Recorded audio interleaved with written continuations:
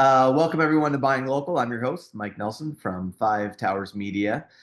Joined today, and Arthur, I'm not even going to try to say your last name because I butcher most last names, and based on the spelling, I'm probably going to mess up your last. So, Arthur, if you wouldn't mind, just go ahead and introduce yourself to our audience. Sure. My name is Arthur Kraamwinkel. I'm a farmer in Greenwich, New York. Very nice. Now, not just a farmer, but a poultry farmer.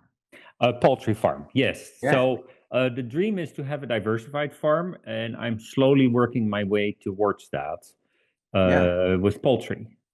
Okay. Because, a main reason is it's the period between investing into the poultry flock and the return is relatively short. So it's one of the ways that I feel one can get started. Yeah. In a financially sustainable way. Yeah, which is always the challenge. I've talked to quite a few local farmers. I know quite a few. I'm a wannabe local farmer, as we talked about, right? And I know that the economics of farming are not easy, and there's a lot of outside pressures that have nothing to do with farming that also kind of hinder progress in a lot of cases. So definitely a fight to fight, but it is a fight. So curious. So you're talking. So like right now you're primarily poultry, but it sounds like you want to move towards polyculture. I do. I really envision a multi-species grazing operation. And the chickens are a good start also for the farm. When we bought the farm, it had been for the last 15 years in hay. And judging to the pastures, there wasn't a whole lot of inputs going into that haying operation. So the soil really, we need the fertilizer to restore our pasture. So that was a pretty easy decision to make to start with pastured poultry. I'm hoping to it really depends on how much time I can make available, but hoping this year in the fall to start with some sheep, with some Katahdin sheep, which is the hair breed, and then also I want to do. We're pretty sure we're going to start with cows either this year or next year. Just beef. Yeah, and I love the Katahdin sheep, by the way. That was before we destocked our ruminants. That was what I had on the farm here. Was I had a nice Katahdin ram and some ewes, and they were putting out some beautiful lambs. But the parasite resistance and the fact that you don't have to worry about shearing them. Exactly, and I think that also again it helps to make it financially viable. Yeah. That's I always when I talk to people and they ask questions about farming, I always say like the reason why I'm moving towards pigs primarily is just because a single pig is going to give me a lot of piglets opposed to so that makes the economics of pork very good as opposed to, and same thing with sheep, right? Like with a lamb or with a ewe that's going into labor, you might get 2, you might get 3, you might get 4 from a single animal. Whereas with beef, you're only getting 1. Yeah, so, it's very true. It's very true. Yeah, the economics are challenging, but real quick. So you mentioned you need fertilizer for the farm, and I know that you are a certified organic farm. Which means your pastures, so you're not using chemical inputs. No. So the fertilizer is what the chickens leave behind. Yeah. So we buy locally grown organic feed. It's a good quality. It's a very good quality product, and it's all grown in the Hudson Valley, which for a number of reasons I find important. One, of course, the minimal transportation that's involved. And all the fuel-related expenses in that way. It's a local product. It's locally grown. So maybe I am able to create a product that has a little bit of a local flavor because of it. And buying that then, and having the chickens grow on that product and then leave their manure behind Hmm. is my way of fertilizing. So Yeah. again, the finances to make this work are about as important as the farming process itself. And so um, instead of buying any inputs, um, I'm actually earning an income Yeah. putting the Yeah. inputs down. Well, and to your point, it's a regenerative practice, right? Like you're regenerating the soil with the Sure. chicken, bringing it back, which in turn better feed on the property, and then Yeah. adding those sheep is only going to intensify that, right? Like, That's right. That's right. And so my pastures are now, recovered to we started this in 2019 on a much smaller scale than I'm doing it now. mhm. And my pastures where I have been doing this are very much recovering. And so I'm at a point now where I feel more comfortable introducing a ruminant because there's something to eat. Yeah, And so I will have much more much better weight gain than I had 5 years ago.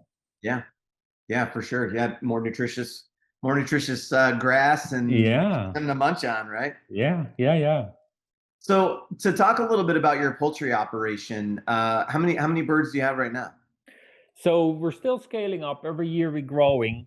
This year I'm doing just over 6,000 birds. Wow. Um, and there's always a little bit of loss. So I will probably end up with 55, 5,600 Mhm. birds that are, in the freezer. Yeah. The first year I started with the Salatin-style boxes. Yeah. Um, and I've done it before and it worked fine. The farm where we are now, it can get pretty hot. Maybe it's the weather. The weather changes. I'm not quite sure, but my experience now using these boxes as compared to 20 years ago is that it just cooks the chickens.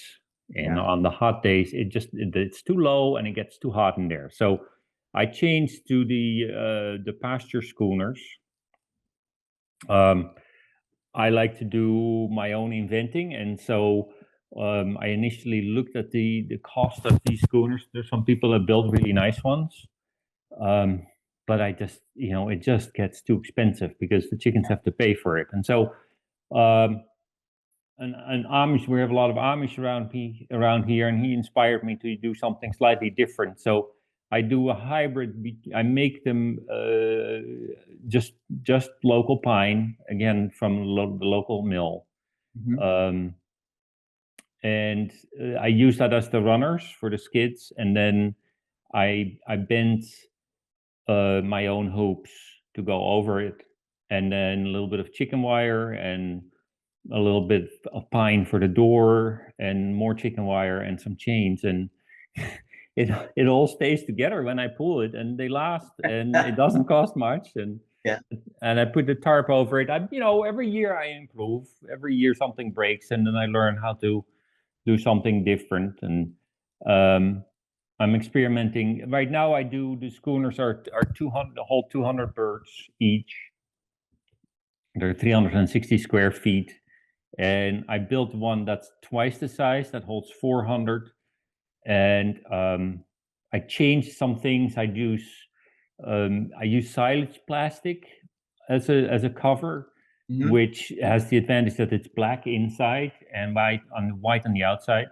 Yep. And it gives the chickens more shade. They are more comfortable. They're absolutely more comfortable than with my white tarps Yeah. uh, on the other coops. And I can use I made roll up sides on the sides of it so that I can ventilate it easy. Yeah. And it's cooler because it's taller than the other one. So um, we went from crazy rain and standing water in the field where my chickens were to like super hot. And Yeah. it seems like we're always in some sort of experiencing some sort of extreme. So I'm really building it towards being able to handle the extremes. Yeah. Yeah. And I move them daily. I bought an old little tractor that I park with the chicken coop so that I don't have to drive back and forth into the field. It's always with the coops, and um, when I do my chores, I move the coops first with that little tractor, and then I feed everybody. Gotcha. Yeah, and there's always refining, as I grow. Systems need to be built and need to change. I started the first year, I just used 5-gallon buckets to water them, and I carried that, and that got a little bit much because I got more chickens. And so now I have water wagons up there, and that's getting a bit much because my whole farm is on a slope, and especially with this rain, it has been really hard to get the water up the hill. Yeah. So now I'm working on a water system and getting pipes buried. Hopefully that will all come in place next year. And that will be a big difference because then I can pump all the water up the hill and I don't have to drive it up the hill anymore. Gotcha. So yeah, my whole life is on a slant on the farm because the farm is on a slope, which it's great for drainage and with all this crazy rain. But it has its challenges too. Yeah, for sure. And just to kind of educate the audience a little bit. So when Arthur said the Salatin-style chicken tractors, they're basically a square box that, I don't know, what would you say, like maybe 2 feet, 3 feet high? Yeah, I had made them. I think I've made them 36 inches high Yeah. and 8 by 10. And the traditional schematic for those calls for metal roofing, I think, for most of Yeah, it. Right? Yeah. yeah. Two-thirds was metal roofing, and then I had metal sides as well. Hmm. Also 2/3. So I tried to get as much ventilation as possible. Yeah. And then in my particular situation, I'm interrupting your Oh, educational. you're okay. Please. I also struggled with raccoons getting into them. Yes. And they would reach under the walls and Yep. with their paw and then pull the chickens apart. So that was another major disadvantage of them. But Okay. especially the enclosed space and all the tin roofing, it made it so hot. Yeah. Yeah, I bet. I bet. And anyone that's interested in more information, Joe Salatin is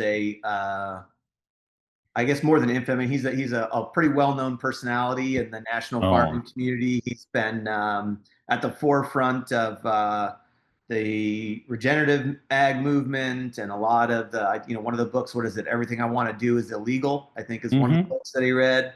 Mm-hmm. And then I forget, he wrote a specific book about, is it poultry profits or something, but it's literally it's his. Pastured poultry profits. Yeah, Yeah. that's it. That's it. Great book though. Mm-hmm. I love Mm-hmm. everything that Joe puts out, and he's a Mm-hmm. pretty interesting guy. I would encourage anyone that's interested in this kind of stuff to check him out. And like I think I said before, I looked at the current tractors that you have, which they're more of like a hoop house, right? Yes, So they're hoop houses. yeah, so I just wanted to make sure. So listeners, if people don't know about any of this stuff, they're thinking a chicken coop and a chicken tractor and what that actually means. And correct me if I'm wrong, but a chicken tractor is really any kind of structure that houses chickens that can be moved around the pasture on a day-to-day basis, and is always Yeah. keeping your chickens on fresh grass, fresh bugs, all the things they Mm-hmm. want to eat on Mm-hmm. top of the feed that you're also providing for them. So. Yeah.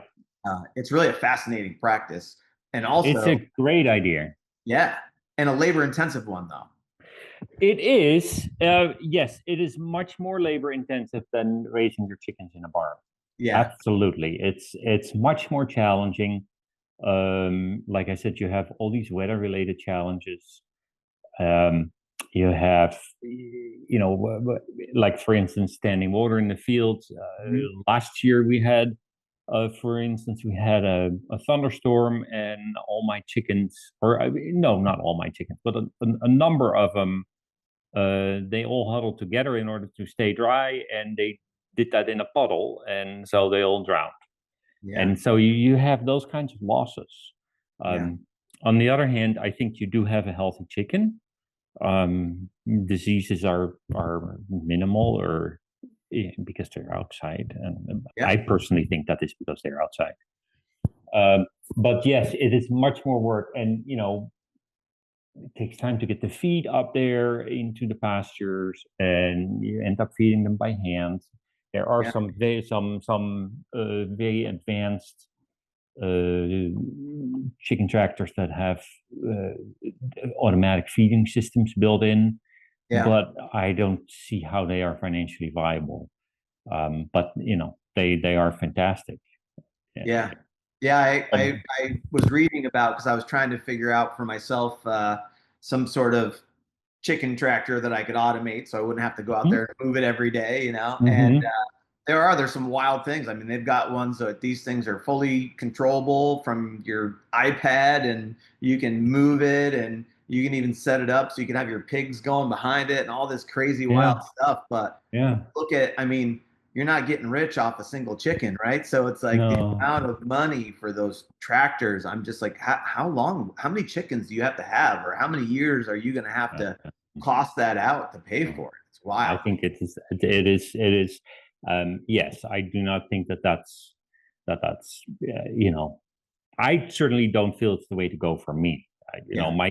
My coops cost $1,000 a piece, and they last at least 5 years.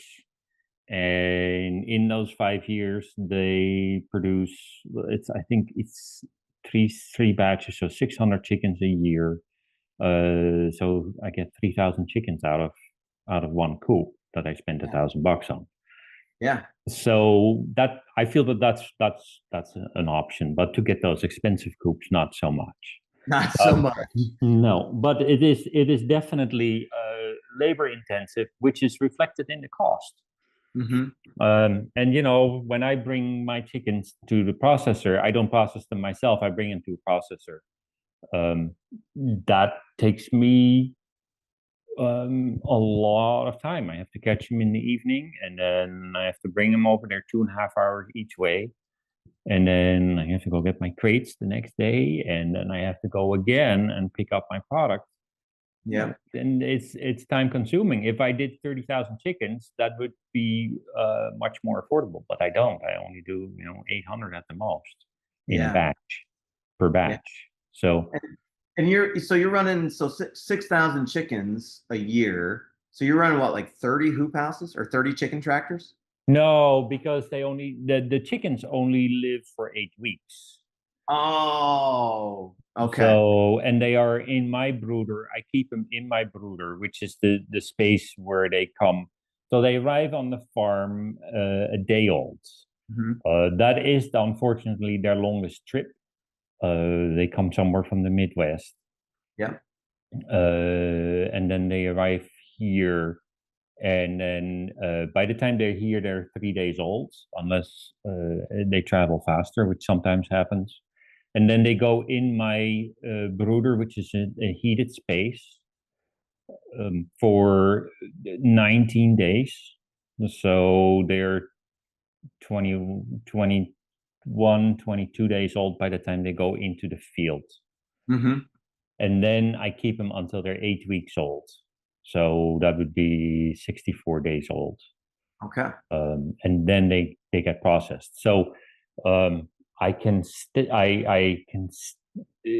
so I need each coop is occupied for about, well, this is 23, so that's 3 weeks. So for about 5 weeks, each coop is occupied with a batch. So I can stagger these batches throughout the whole summer, and Yeah. that's how right now I have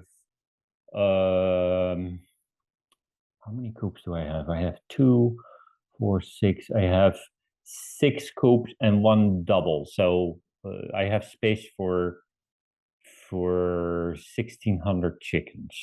Okay. But I always have 1,600 birds out in the field. It's a lot of birds. It's a lot of birds, but you And know, it's my still a small experience, farm. yeah. Well, it's funny you say that, but to me, it sounds like such a huge number, because I've transported like half a dozen turkeys, or like maybe 10 or 20 roosters, because hatch my own eggs on That's the very farm, cool. so Yeah. I get a lot of roosters. Obviously, I Yeah.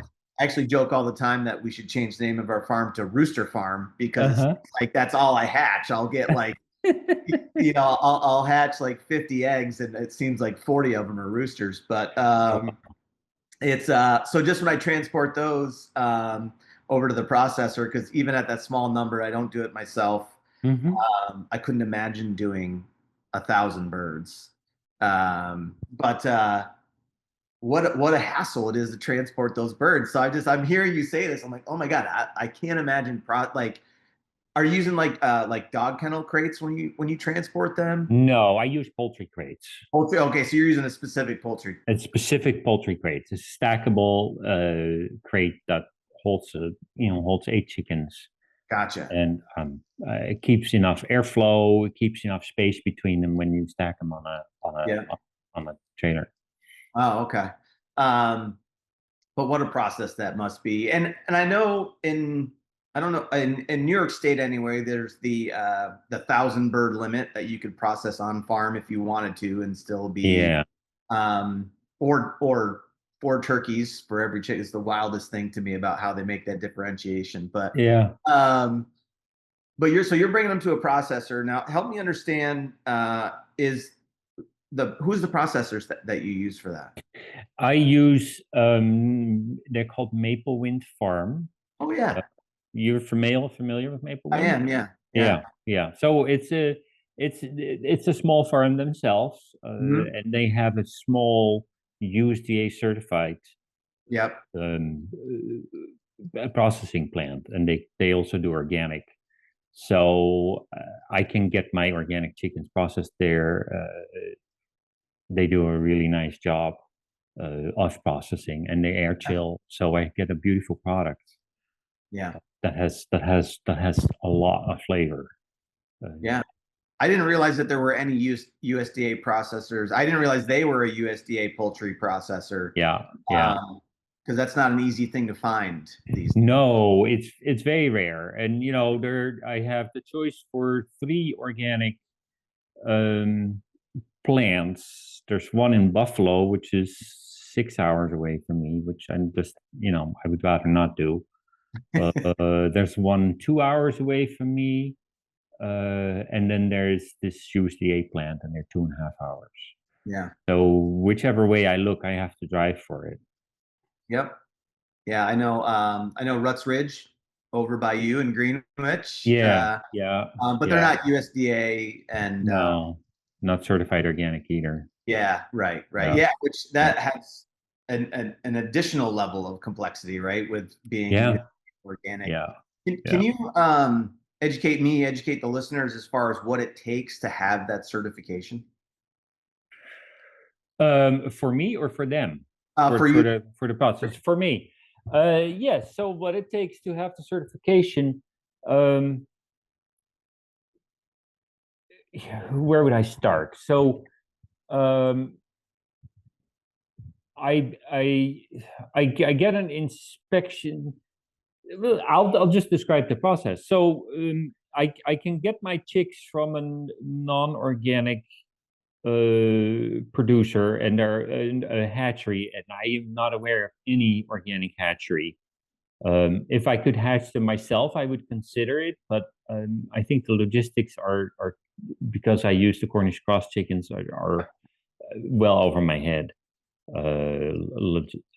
So I buy them, I get them as a day old chick, um, and then I feed them organic feed. I locally produced organic feed. So another reason why I do that is because I am not convinced that I'd rather know where my organic feed comes from, know the farmer who produces it, yeah, so that I know that I get truly organic material. I am not sure that if organic products always, when they come from other continents, to my knowledge, they're not being checked at the border to make sure they're organic. So there's no really anybody yeah, looking into how organic your product is. So I pick a local farmer. That's my own choice. I don't have to do that for the organic certification. And then there are some requirements for keeping your chickens. You have to have officially for you have to have you can have them in a barn, but then you have to have a small outdoor access, and that can be tiny. There's no way all your chickens will fit in there, and you only have to do it to keep it open when the weather is suitable for that, whenever that is. So I will exceed that by putting my chickens in the pasture where they simply just live outside like a normal animal Yep. does. That's not a pet. So in that way, I exceed the certification. I exceed the certification because I move them every day and they always have fresh grass, they graze. Those are not requirements for organic. And then I use the organic processor. Those are the biggest requirements. The organic processor is not allowed to use chlorine. Okay. They use lactic acid, and they exceed the standards as well because they air chill. So it's for me, it's, and then of course my pastures are not treated with any chemical fertilizers or any chemicals. There's no pesticides on it that I put down to do any to do any treatments for weeds or anything. There's nothing like that. So it's very basic. It's very close to nature. Then the other requirement is no. So I have fencing, which is for I put that in last year so that I can graze animals. That fence and the fence posts cannot be treated posts. So I have all local. A lot of the local posts that I use, all the posts that I use are locusts. Okay. And then I cut a lot of them myself and split them here on because we have a locust grove here on the farm, a small one, and I bought the rest locally from some other people that split them local. So again, I think I exceed the organic standards by also being very aware about local, and by grazing, by having my grazing my pastures with the poultry, or grazing the poultry would be a better way of saying it. On the well, first of all, it sounds like you put a lot of attention and detail into being as environmentally conscious and sustainable as you can be throughout all this. I try to, yes. Yeah, and I have to. I'd be remiss if I didn't say of how not only expensive that is for farmers to do it that way, but also how great it is, and about how, obviously I feel that there's been a big movement going in that direction for farmers of becoming more environmentally sustainable through regenerative practices, and but it does add complexity and cost and labor, and so I think it's amazing. Yes, it really does. Sorry, I don't want to interrupt you. Go ahead. No, go ahead. Okay, it really adds complexity, and it really adds a lot more labor. I'm used to it, so I don't always see it, but sometimes I think about, my God, I put so much work into this. Yeah. And you really put it in. Taking care of the chickens themselves takes time, but what takes more time is all the additional activities, like driving an hour and a half to go get my feed, figuring out how to get it up my hill in a sustainable way, and dealing with all the wear and tear on the road because I have to drive the feed up the hill, and getting the logistics around all of that. It takes so much more time. And hand splitting the posts instead of ordering a bundle of posts that are treated, going searching for whoever in my area has been splitting some locust posts, and it's just so much more work. So much more. And and so I guess that that begs the question of, why do you go to such extreme lengths to do all of that? Oh, that has to do very much with the first word that comes to mind is honesty. I feel honesty in food is very important because um, we build our bodies with it, Yeah. and so I think there is a lot of dishonesty in food. There's a lot of pretend food, food that looks like what you think it is, but really hardly is. Yeah. Um, and I feel really morally obligated to produce an honest, healthy product that actually is food. So um, it is a labor of love. There's a lot of love that goes into it because I just love doing all of this and I love to try to get it right. Hmm. The other part is respect for nature, um, where I really feel I don't want to pull a fast one on nature and manipulate it in some way to make it work for me. I want to work with nature, and I have a deep respect for nature, and um, out of that perspective, I feel inspired to put in all the effort that's necessary to get this to create a product that both enhances the natural surrounding here on the farm and the quality of the farm, and that is a healthy product for my customers. Yeah. Yeah. I mean, I 1000% agree with everything that you're saying.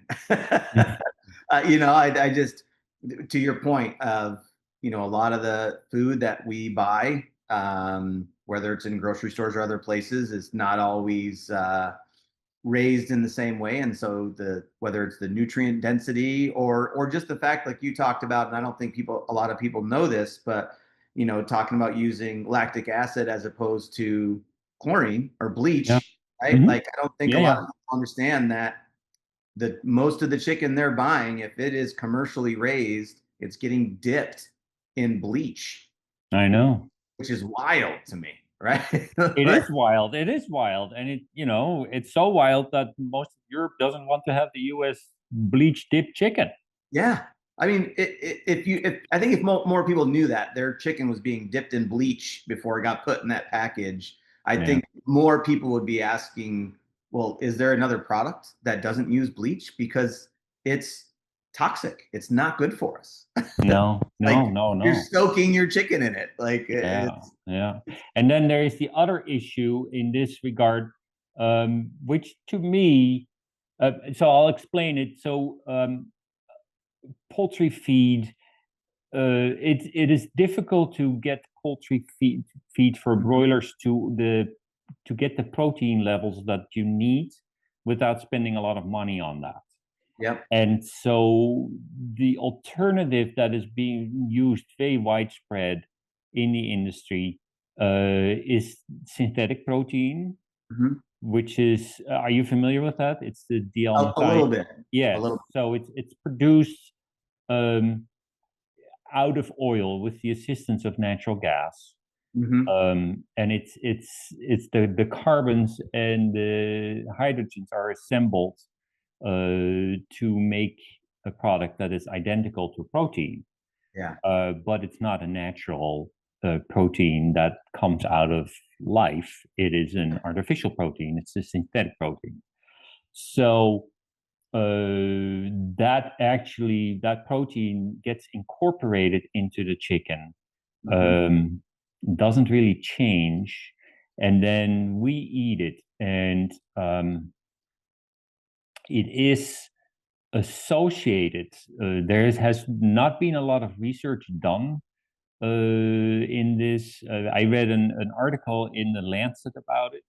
That was the medical magazine, The Lancet, and it was published as an opinion, Mm. and mostly because the research in it is limited, and according to the author, the industry has been putting a lot of pressure on limiting the research in this, and so I that's why bet it they had to be have. published as an opinion. Yeah, Yeah, I bet they have. yeah, and so it is associated with obesity in human beings. About 10% of our protein intake is synthetic protein that comes through the animals that we eat. And it's also associated with heart disease. Mm-hmm. The direct links haven't been made because the research hasn't been done. But, it is not a healthy product. And to me, that now you're starting to produce a product that looks like a chicken, but is it really a chicken? And, and so our products, our feed does not have any D-L-methionine in it. The organic certifications allow 2 pounds per ton, which is a fair amount of D-L-methionine in the organic feed. I think that is up to my sense is there has been a lot of arguing back and forth about this in the organics to put this in the organic certification, but ultimately it's in there. Yeah.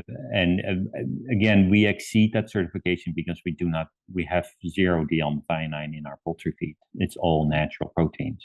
And again, that brings the cost up, but you're buying a chicken. Right. Not a synthetic. No, that's right. And Arthur, can you speak to, so obviously you're doing pasture raised chicken, which means the birds are outside, they're getting natural sun, so they're getting natural vitamin D. There is a lot of information out there about nutrient density for pasture raised animals versus non-pasture raised animals, which I don't think a lot of people understand, especially in the poultry world. My understanding, and that's what I'd like to ask you to speak to, is that non-pasture raised birds are typically raised indoors. Yeah.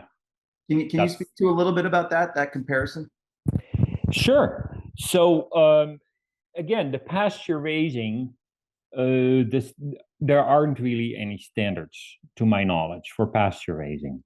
So there are chicken producers that produce an organic chicken, and that produce the organic chickens in the barn, but the barns may have one or more openings that the chickens can wander out into a yard with a fixed fence around the barn. Those yards are relatively small, and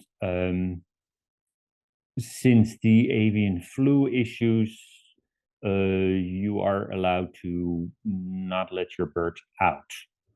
Yes, and still be organic.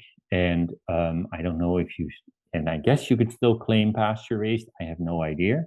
There are no standards for that. Mm-hmm. So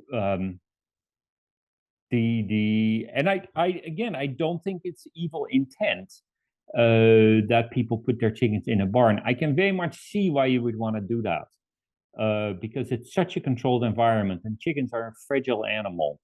And I think initially it feels like you can control losses. Of course, you can't once you get a disease in there, and you don't have the sunlight to really sanitize your place, and you can't move into a fresh piece of pasture. But the pasture, the actual grazing on the pastures, then there are people that say, okay, well, we put our chickens on pasture, and then they place the coop, but they don't move the coop. So you're only going to find that out if you go to a farm and actually see, there's grazing and grazing, pasturing and pasturing, and then there are the farms, and we're one of them, that do daily moves. So we move. Our chickens always live inside the chicken schooner, at least the broilers. We have we do pastured eggs as well. The laying hens have the same schooners, but then I have a perimeter fence, perimeter netting, electric netting around those coops, and so they have a pasture that they can walk in. And every 10 days or 2 weeks or so, I move the whole setup to a fresh plot.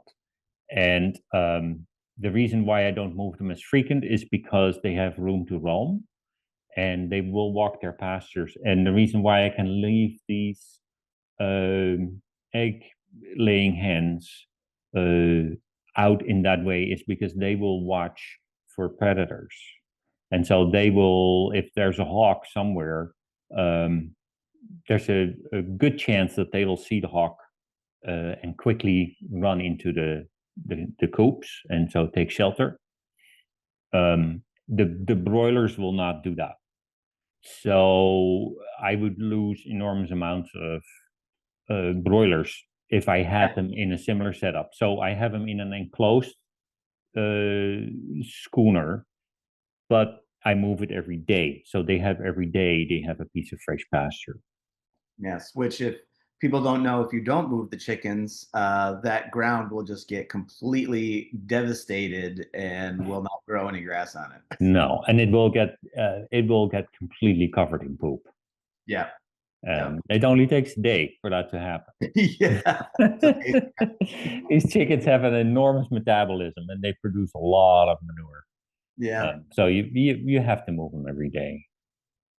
I'm curious, as you've been doing this 6 years now, I think you said you moved on to the farm in 2019. Have you seen changes in other wildlife happening around you as you brought the chickens in and been doing these daily moves? I have. I don't know if it's related to my chicken operation. I think the one thing I have noticed is I have more birds. Yeah, I hear that a lot.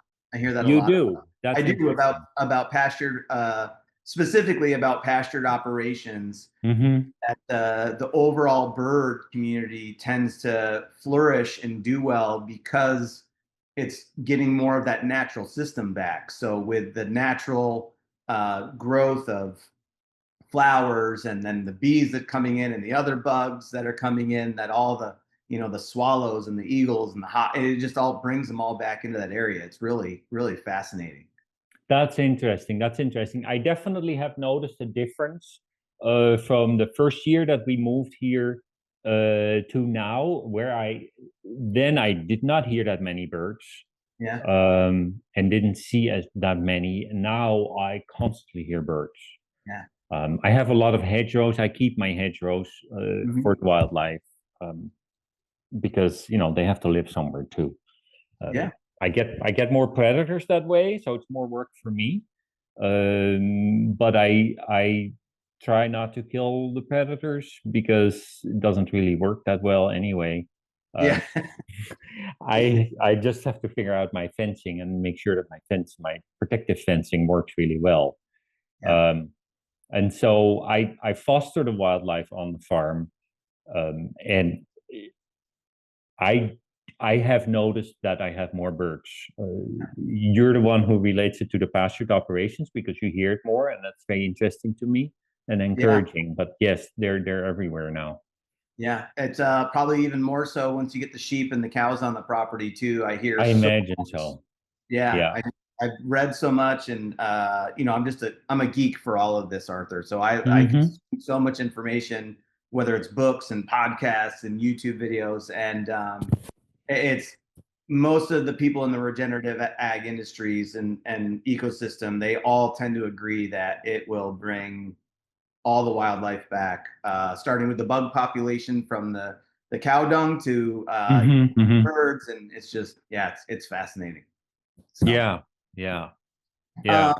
How did you get into all this? Have you always been a chicken farmer?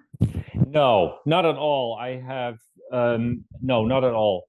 I grew up in the Netherlands, and I always figured out. I grew up in a city, but I always figured out how to be somehow involved. Following a farmer around when I was a kid. Numerous farmers that I would follow around. My grandfather had a farm. He had a biodynamic vegetable operation, small, not small for Dutch standards, but small for our standards. Sure. And he was very proud of that. He had a really small, diversified, um, mostly vegetable, but he had some cows, he had some fruit, he had a little piece of pasture. He really tried to do it all. Um, and it has always been my great love. I made some detours, um, some of them which helped me to ultimately be able to buy this farm. Hmm. I still have a therapy practice, a mental health counseling practice, which I now recently moved to online so that I can be more on the farm. Yeah. Um, and it's a part-time practice at this point. I spend most of my time farming. That's the dream, right? Full-time farmer. That's full-time farmer is the dream. I have when we bought this farm, I was still full-time counselor. Now I'm a full-time farmer and a part-time counselor. That's awesome. I know. Again, I don't think people understand, but most farmers that are considered small farmers in the United States, which 90% of the farms in the United States are small farmers, which means that they do under $500,000 a year in business. Mm-hmm. Um, and most of them have to have off-farm jobs, Yeah, right? yeah. It's a very common practice, and that's always something I wish more people understood is that there's a lot of great food out there being raised or grown on small farms, but those Mm-hmm. people work so hard because many of them are working a full-time job and then coming home after work and moving chicken tractors and making sure the Sure. animals have water. And it's just, Yeah. it's not because you're getting rich off it, you know? No, it's not. It's my personal challenge to figure out how to do this full time. Yep. It's a really big challenge, um, but it's my dream, Yeah. and it it it takes for me. I would say it takes everything I have to figure this out because um, it is not easy to make money with a farm, Yep. and yeah, I don't see a whole lot of people do it. I don't have many examples. I know Joel Salatin does it.